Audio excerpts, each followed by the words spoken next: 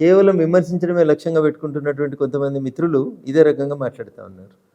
మీరు మూసీ నదిని డెవలప్ చేయాలని ఒక ఆయన అనుకున్నాడు. సబర్మతిని పోయి చూసిరా? 20 ఏళ్ల కింద సబర్మతిని డెవలప్ చేసిరా అప్పుడు ఉన్నటువంటి ముఖ్యమంత్రి గారు గుజరాత్ లోపల. సబర్మతిని కట్టేటువంటి పరిణామ క్రమంలో అక్కడ ఉన్నటువంటి పేదలకు ఆయన ఏం చేసిరో చూసొచ్చి మీరు అది చేయండి. మేము వద్దనం కదా. మీరు మా పార్టీ పుట్టిందే అంత్యోదయ లక్ష్యంగా పుట్టింది. ఒకవేళ మేము రూపాయి ఇవ్వకపోతే వీళ్ళ మూర్ఖత్వం ఏంది అంటే ప్రజలు కూడా అర్థం చేసుకోవాలని అప్పీల్ చేస్తా అన్న. ఈ జిల్లాకి ఇన్ని పైసలు అనేది బడ్జెట్లో రాయరన్న. తెలంగాణ బడ్జెటే తీసుకోండి.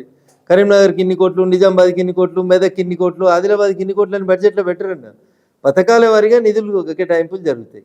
వీళ్ళు చేసే ఫూలిష్ ఆర్గ్యుమెంట్ ఏంటంటే గత టీఆర్ఎస్ అట్లే చేసింది, ఇప్పుడున్న వాళ్ళు కూడా అట్లే చేస్తున్నారు. మేము తెలంగాణకి వెళ్ళి దేశానికి 1,00,000 కోట్లు ఇస్తున్నాం, మాకేం వస్తుంది అని అడుగుతారు. సీనన్న నేను ఇదే మాటని ఇంకొక రకంగా చెప్పదలుచుకున్నా.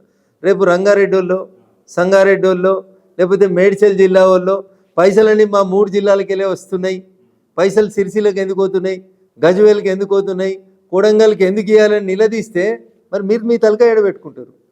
మీరు 38 జిల్లాకు 10 కోట్లని వంచిరా అన్న. పోయిన టీఆర్ఎస్ వాళ్ళు ఏమైనా అట్లా వంచిరా? జిల్లాకి ఇన్ని పైసలని వంచుతారా? బడ్జెట్ ఎట్లా రాస్తారన్నా? అంటే ఆదిలాబాద్కి పైసలు ఇయ్యారా మీరు? మహబూబాబాద్కి ఇయ్యారా?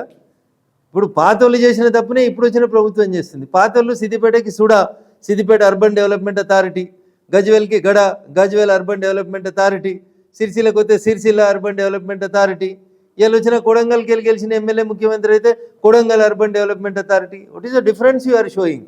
అరే మీరు ముఖ్యమంత్రి 119 నియోజకవర్గాలకి, నేను ముఖ్యమంత్రి అయినా కాబట్టి నా ఊరికి మెడికల్ కాలేజ్ రావాలి, నా ఊరికి నర్సింగ్ కాలేజ్ రావాలి, నా ఊరికి 7,000 కోట్లు రావాలి, నా ఊరికి 300 ఫీట్ల రోడ్లు రావాలి. ఇదేనా ఇక మీ భాగవతం అంతా?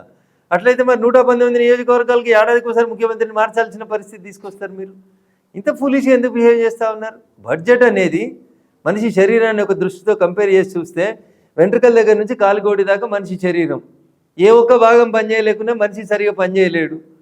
అందుకని చెప్పి శరీరానికి మనం తీసుకునే భోజనం కానీ, ఈ శరీరానికి తీసుకునే విటమిన్స్ కానీ శరీరానికి మొత్తానికి ఉపయోగపడాలి.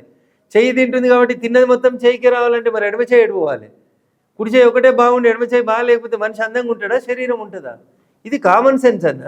ఇది తెలియదు వాళ్ళకంటే తెలుసు, కానీ తిట్టాలి కాబట్టి తిట్టాలి, ఏదో ఒకటి పెట్టి